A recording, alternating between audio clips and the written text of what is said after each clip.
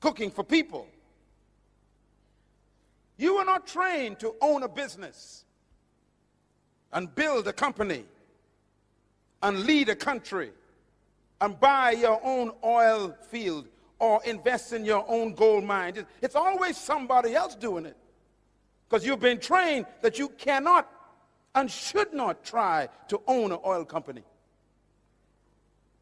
And so we accept the idea. So our philosophy says we cannot own that. So we have been trained to be an employee, not an employer. As a matter of fact, we've been so brainwashed by the wrong philosophy that we are afraid to own things. We are afraid of success.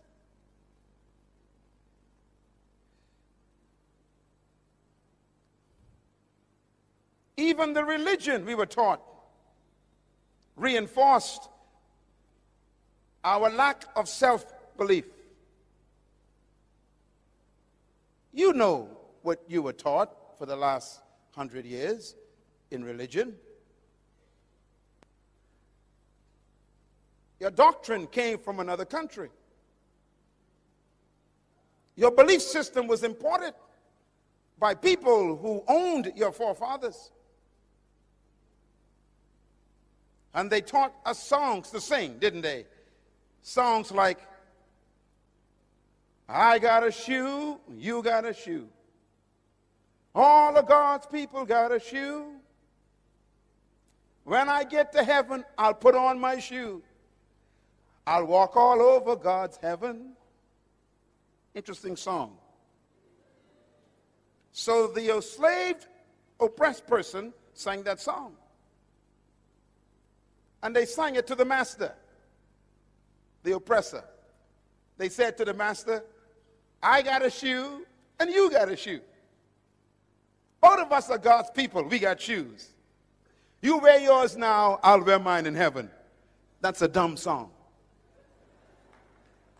But we sang that in churches and believed it. And even had the spirit on it. I got a shoe. That's a dumb song. What you're telling the master is, you prosper now, I'll stay poor now, I'll be rich later.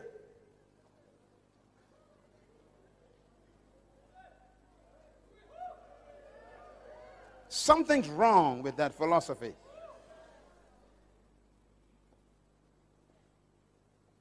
And so they make us afraid of prosperity. They say things like, you don't want to prosper, you might forget God. So stay poor and you'll stay humble before the Lord. Philosophy.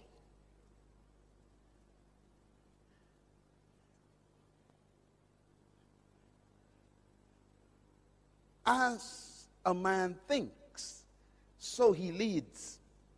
So the pastor who comes out of that philosophy preaches to his people, stay away from politics, stay away from money, stay away from power, stay away from influence. Just hang on until Jesus comes.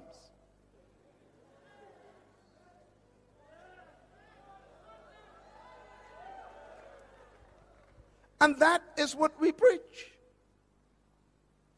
We actually preach to our people that they should not be leaders.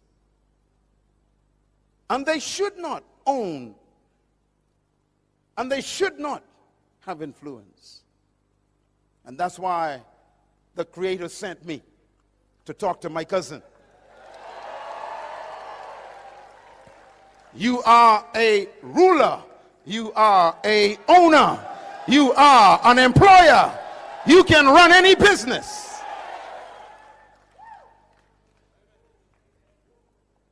But you got to change your belief system. Let me show you a picture of a little boy. See that little boy? I wonder who he is. Can you tell me who he is? No one knows who he is. just an innocent child. Remember, everybody is born as a person. This little boy came from a family, a broken home. His father abused him. His father was religious, but yet beat him, hurt him. And the little boy grew up with a twisted belief system about God. Let me show you who this little boy really is. That's the little boy. He looks so innocent, doesn't he? But the boy is really that man. That man was trapped in that boy. His name is Adolf Hitler. His philosophy was very serious because he believed in an idea that he picked up from the Romans. And I want to close this session talking about the Romans, because Papua New Guinea is ruled by the same ideas that the Romans had.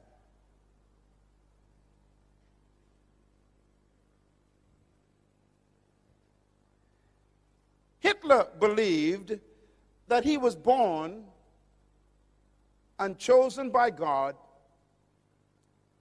to restore the Roman Empire. He believed that. He believed that he was created and born to bring back the glory of Rome, and therefore he had to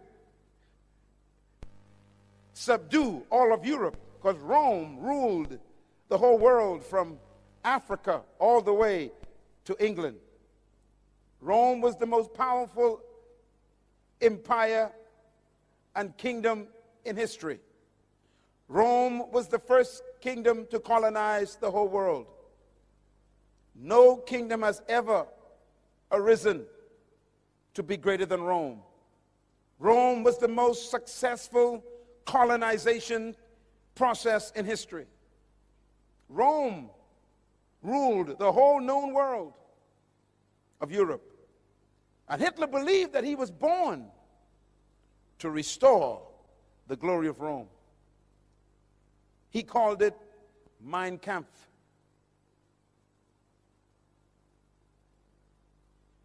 Where did the Romans get their ideas from? And this is important to think about leadership. The Romans conquered the Greeks. The Greeks were the ones who invented the philosophy of leadership that control our world today. Please listen to me carefully. Because Jesus was born under the Roman Empire in a Roman colony controlled by Greek ideas.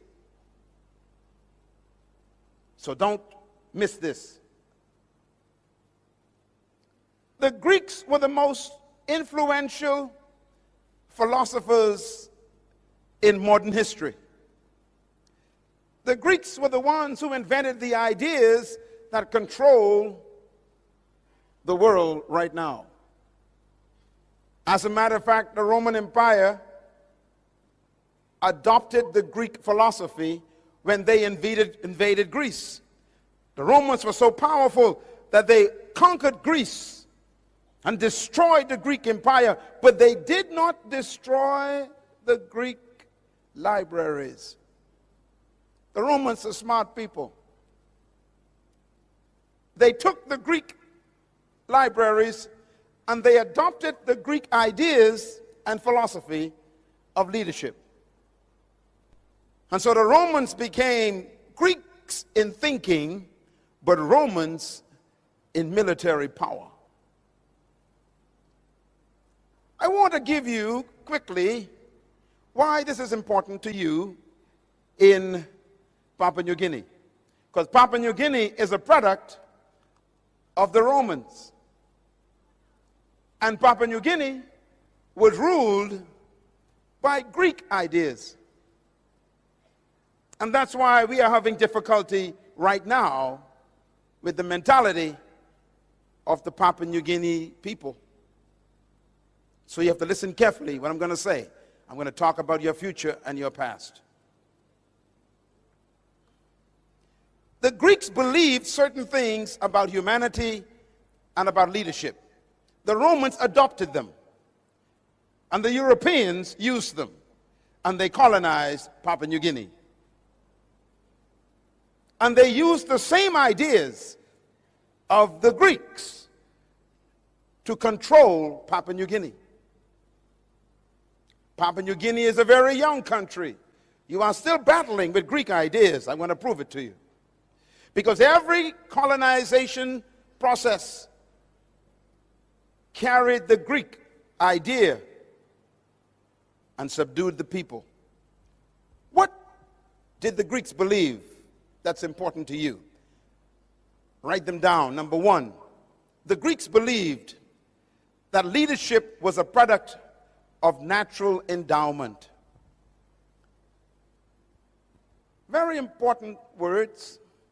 The Greeks believed that leadership was a product of natural endowment. What does this mean?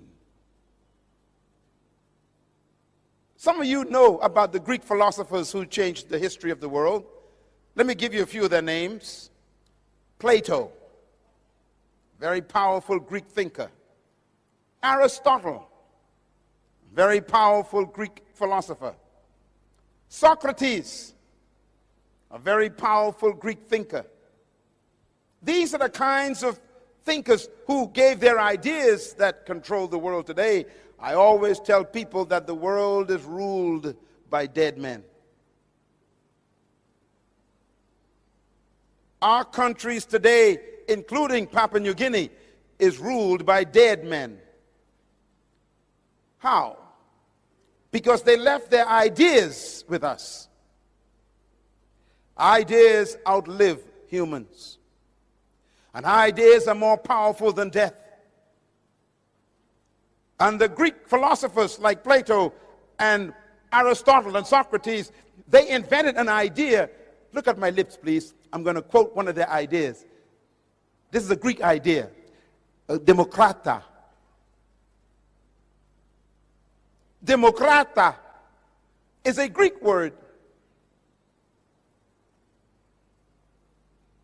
The Greeks invented the idea of democracy. Democracy is not from the Bible, it's from Greece.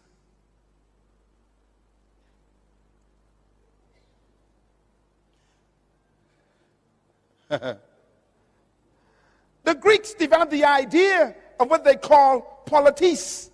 Politis is a Greek word. It means chief citizen. Politis. It's where we get our word politician from. It's a Greek idea. What's a politician? A politician, the Greek says, is a person that the people give their authority to and make them chief citizens over them. It's a Greek idea. It's when people give their power to one person and tell that person to lead them and to rule them. It's called the power of the people given to a chief citizen called a politis. Listen carefully, please. Jesus Christ was born under that policy. The Romans adopted the idea that leadership was a product of natural endowment. What do they mean by that? The Greeks believe that some people were born naturally endowed with certain distinguishing factors that made them superior to others. For example, listen carefully. The Greeks believe, number two, that leadership is a product of birth traits. Birth traits. What do we mean by that? The Greeks believe that certain people were born naturally endowed to be leaders because they had certain traits that made them superior to other humans. For example, the Greeks believed that if you were born with sharp nose and blonde hair and blue eyes and thin lips, you were automatically a leader.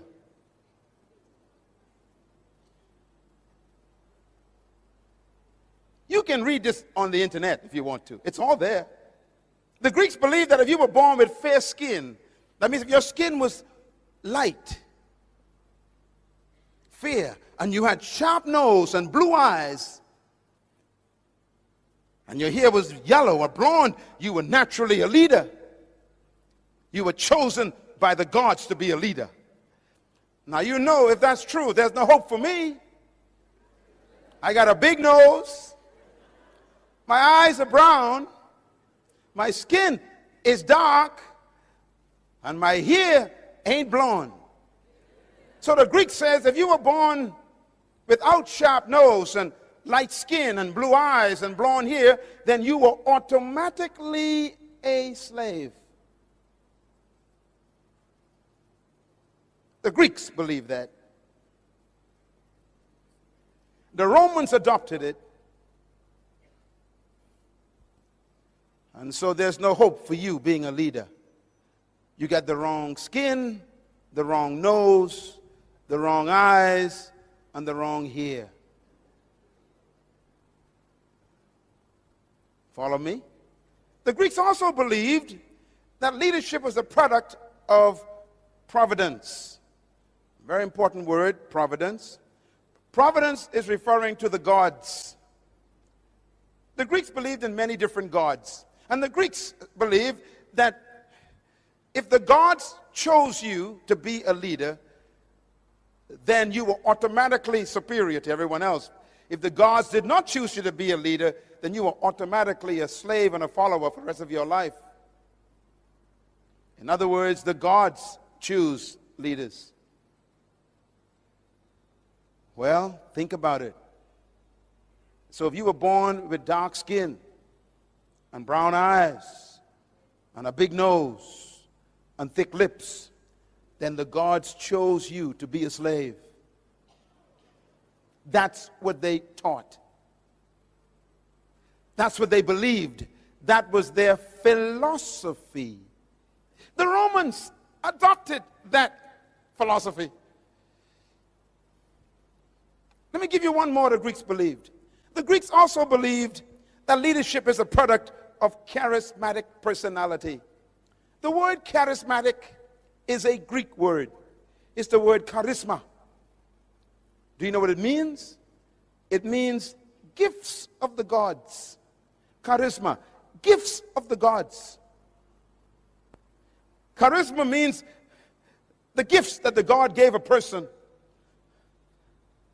which means they were very confident and they were very extroverted and they had a light personality and they were talkative and they were communicative and they had extroverted attitudes. They were exuberant. The Greeks say that was the gifts of the gods.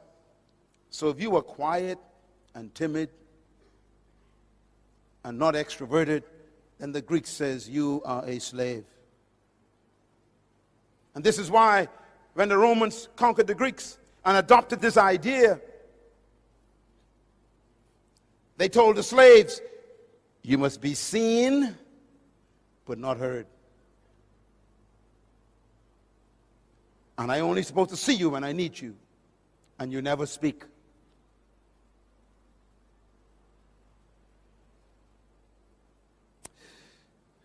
Leadership ideas. And finally, they believed that leadership was reserved for an elite group of people who were destined to be leaders in the world, and the rest of us were destined to be followers. I'm trying to teach you something that's very serious, because the Romans adopted these ideas and made them their culture. The Romans conquered all of Europe, from Africa to Scotland. They conquered the whole of Europe.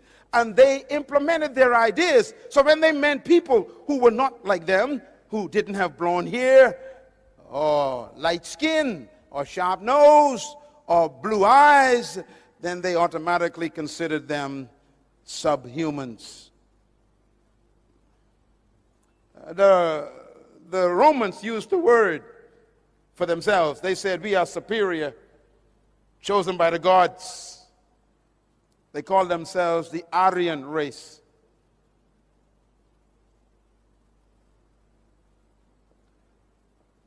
Now I'm going to give you the most important information today. Here it is. The Roman Empire ruled the entire known world, from Africa to Great Britain. The most powerful kingdom on earth under Caesar. They believed that they were chosen by the gods to rule the world. They believed they were handpicked by the gods with certain traits to dominate the world. They believed that they were superior to all other races. And that was in the Roman mentality. Do you know how Rome was defeated? No one could defeat Rome. It was the most powerful empire in history. It had the most powerful army in history. No country could defeat Rome militarily. It was so powerful that when Rome showed up, everybody bowed. And that's why you hear the statement, when in Rome, you do as the Romans do. Wherever they went, they colonized the whole world. And Jesus Christ was born right in the middle of the Roman Empire.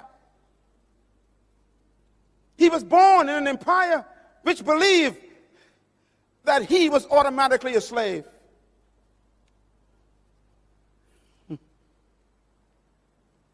And that's why they treated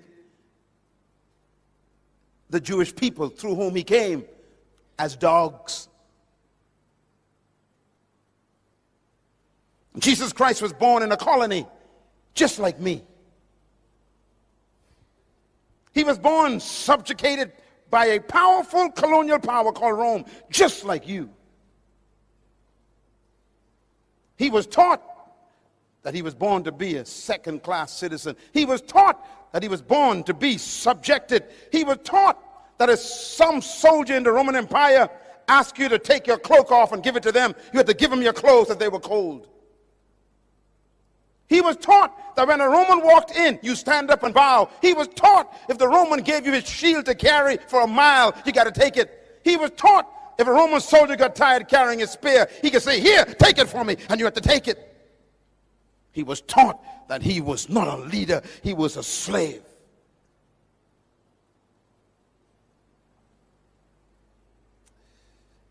He was born in a colony, just like you, just like me.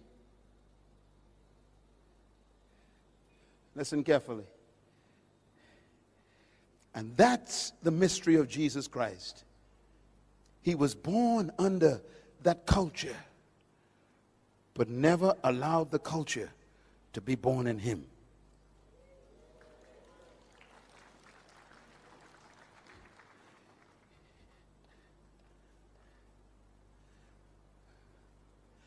Let me explain Papua New Guinea.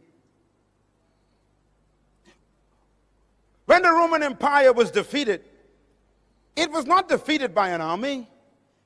It was defeated by what destroys most countries. The Roman Empire was destroyed by immorality. As a matter of fact, history teaches that the Roman Empire was destroyed by the loins of their leaders. Your loins are right here. Their sexual life destroyed them. They died from the inside. They decayed from immorality. 14 Caesars, 12 were homosexuals. They slept with boys, not women. They fell in love with their lust to the point where they became so immoral that they began to have men marrying men. It's as old as 2,000 years ago. They were destroyed by their lusts of the flesh. When a country begins to embrace immorality, their demise is on the way. When a country begins to sanction immoral acts that God condemned, don't worry about that country. They are dying.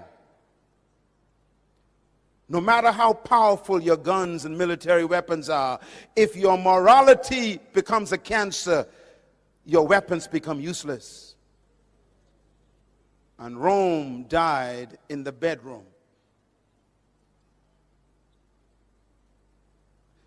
And so the Roman Empire fell apart.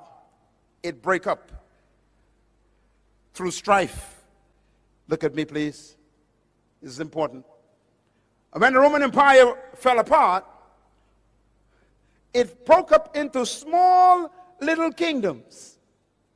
It used to be one kingdom, but now it became many kingdoms. Let me name some of the kingdoms that the Roman Empire became. There was a kingdom called Franco.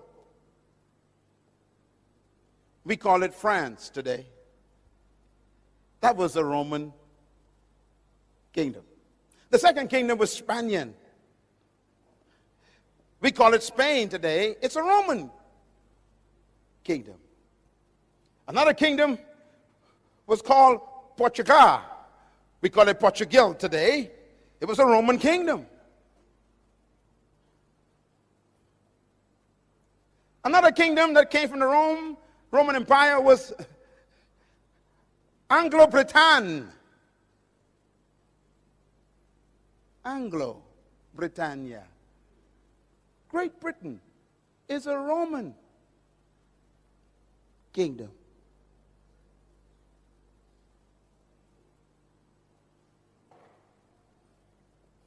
We call them England today. Anglo. Light skin. Interesting, all of these kingdoms have the Roman philosophy. And they decided to expand their kingdoms. And so the French and the Spanish and the Portuguese and the British send their ships out. They are Roman in their minds, Greek in their thinking, and they come to take over territories.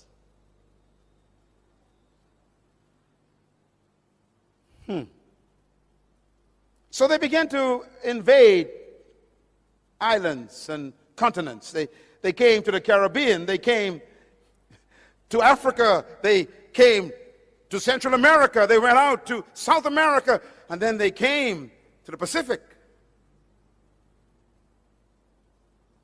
And they brought with them their philosophy. What's their philosophy? Greek. What does the Greek teach? They are superior, you are inferior. Your nose is big. Your skin is dark. Your hair is not blonde, and your eyes ain't blue, and your lips are thick. The gods gave you to me to be my slave. So why educate a slave? Why give a slave nice clothes? Why give a slave property? Why give a slave authority? Why give a slave money? Why give a slave a future? Philosophy.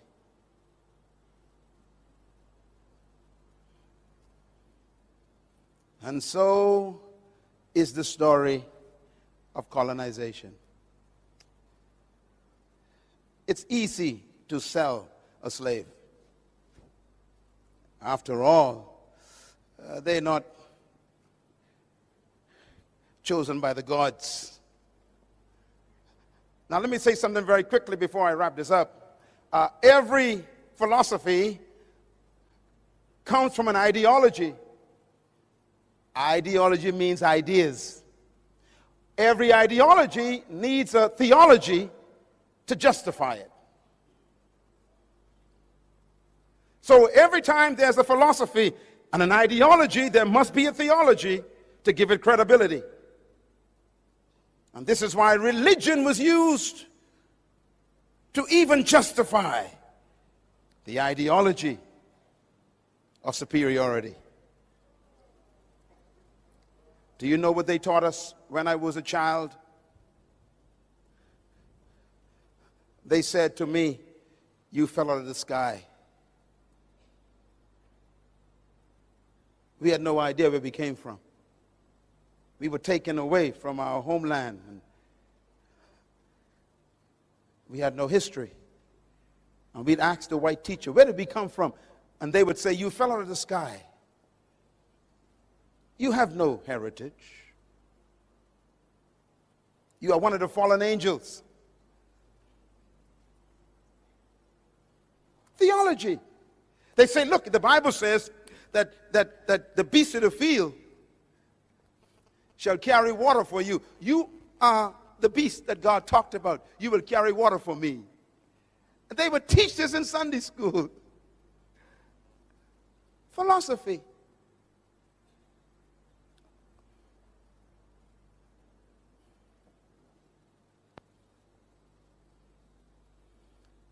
And here we are now, still under Democrat.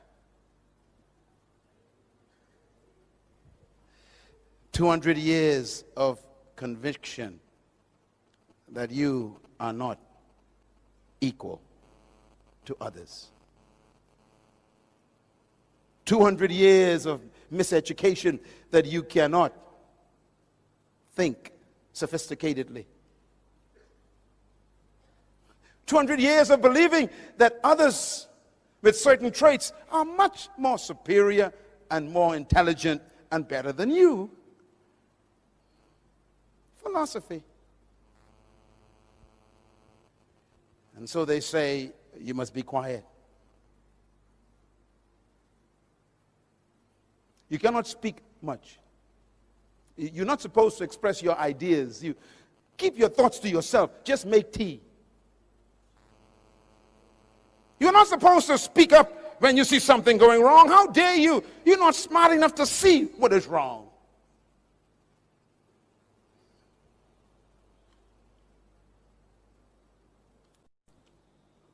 Leadership problems.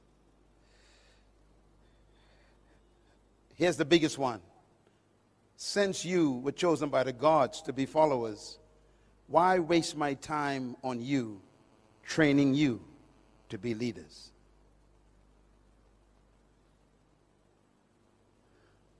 So if you study all the colonies in history, including mine, where I'm from, the colonizers never trained leaders. And what's amazing is when they finally abandon and leave you, they expect you to fail. And that's why they leave. They always say, well, of course, there are more of you than us, so we're going to get out of here in case you kill us. But we know you can't lead anyhow, so your country will fail. So they expect you to fail. Well, I don't understand that, because if you didn't train me, how can I succeed? And when you do fail, then they blame you and say, see, I told you, you ain't intelligent enough to succeed. They forget that my failure is proof of their failure.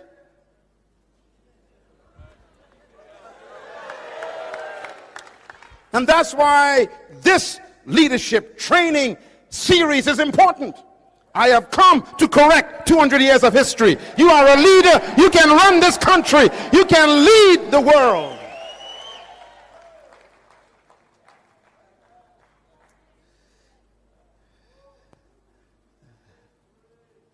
Take a deep breath.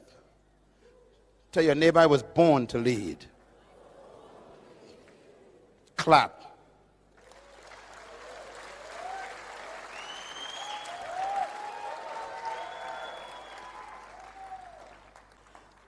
I want to show you this before we go, because it's so important. All the world leaders, if you study them, they're all battling with these issues.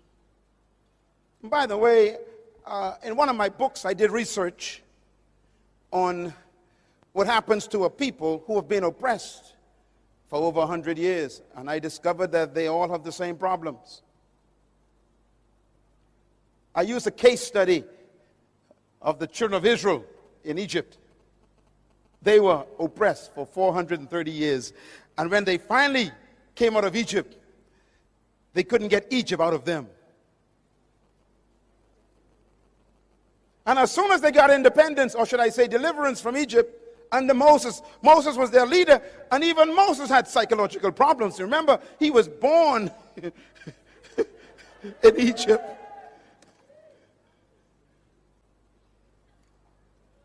But you'll remember that when they came out of Egypt, they didn't go into freedom.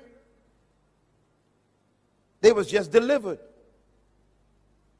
Don't confuse deliverance with freedom. Papua New Guinea is not free yet. You are simply delivered. You are in the desert.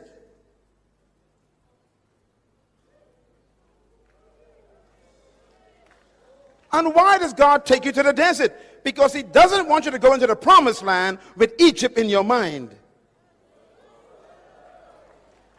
So he keeps you in the desert to try and change your mentality to think like a free person. Don't ever confuse independence with freedom. Independence is an opportunity to become free. It is not freedom.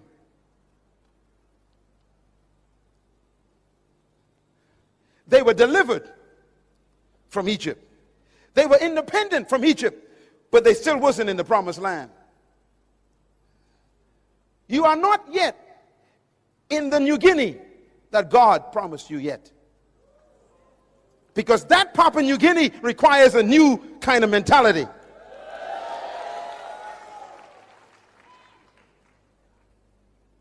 One day, my wife and I went to Egypt to visit.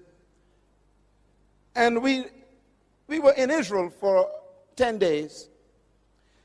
And we caught our flight from Israel to Egypt. I will never forget my experience. We took off from Tel Aviv. And before I could fix my seatbelt, the announcement came over the PA system. Please prepare for landing. I became confused. We just took off and we were landing.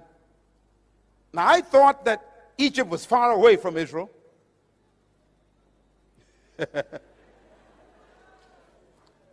And so I became confused. I said to the flight attendant, I said, excuse me, ma'am, is there a problem? She said, why? I said, why are we landing? She said, we are about to enter Cairo, Egypt. I said, but we just took off from Israel. She said, yes, sir. I said, but we didn't fly. She said, I know. I said, we're landing. She said, yes, we're landing. I said, wait a minute. It's only been 20 minutes. She says, yes. I said, wait a minute, lady.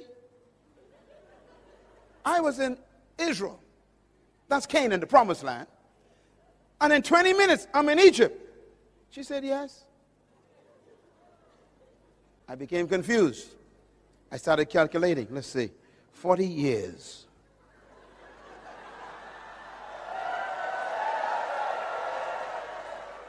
Why would it take 40 years to make a 20-minute journey? Interesting question. When we arrived in Egypt, we went to the hotel, put our bags down. Our guide came later that day to take us to see the pyramids and go to El-Aqsa and all the places of Egypt to see all the pharaohs, you know, the history and everything. And we went to the pyramids and everything, and it's beautiful. And we felt like we entered the Old Testament. Because that's where the Old Testament, really, most of it took place. And I said to my guide, when we were driving, I said, sir, how far away are we from Israel? He said, depends on how you get there. I said, okay, if I drove in a car, how long would it take? He said, it'll take about 7 hours. I said, what if I walk from Egypt to Israel? He said, it'll take 40 days. I said, what about the aircraft? He said, 20 minutes. I began to calculate. I said, wait a minute. If I drove in a car, on a bus, it's 7 hours. If I walked, it's 40 days. If I flew, it's 20 minutes. I went back to my hotel room, confused. I picked up my Bible because I had to go and find out what happened. And the Bible says, and they left Egypt, headed toward the promised land. But God did not take them directly there. I'm quoting the Bible. Because they were afraid in their minds. So he led them the long way around to get Egypt out of their minds. Now here's my mystery. This is Egypt. This is the promised land. And it's only 40 days walk. Why would it take 40 years? And I was confused. That means he kept them going around in circles for 40 years. Do you know why? Because they kept telling Moses, we want to go back. At least we knew where onions came from. We knew where garlic. There were pots of food in Egypt. Let's go back to the British way. It's too hard to run your own country. It's too difficult to take responsibility for your own future. Take us back to a place where other people ran our lives. We didn't have to think. Take us back where they provided peanut butter and cheese.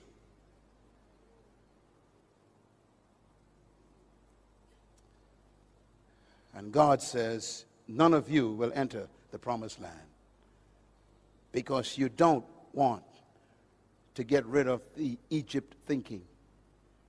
So he led them for 30 years. Do you know why? Because 40 years is a generation.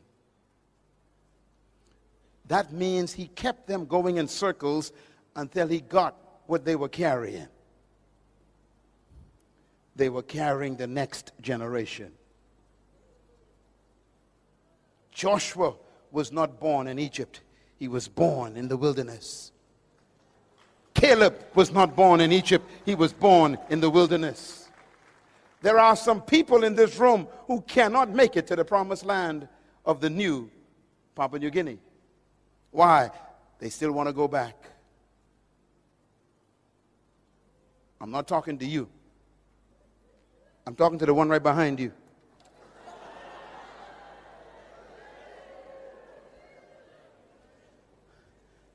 And this is why the young generation is the hope of Papua New Guinea. And I say to the older members of this great country, ask God to change your mind. Ask him to deliver you from the scent of oppression. Ask him to give you a miracle, not in your body, but in your mind. Because their mind kept them out of the promised land. It's amazing. God healed their body, but never took them to the promised land. He fed them food, but never took them to the promised land. He kept their clothes for 40 years, but never took them to the promised land. In other words, God will preserve you.